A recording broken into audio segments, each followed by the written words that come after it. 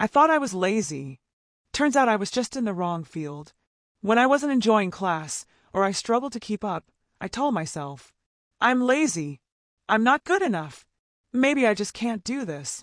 If that sounds like you, pause. You can work hard and still feel empty. You can study and still feel lost.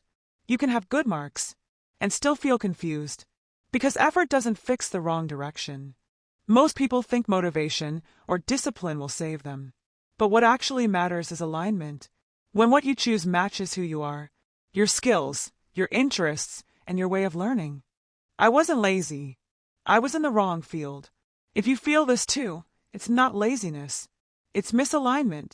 DM Clarity or WhatsApp 91-956-048-3200 or 91-756-732-3913 today. And let's find a path that truly fits you, not trends, not pressure.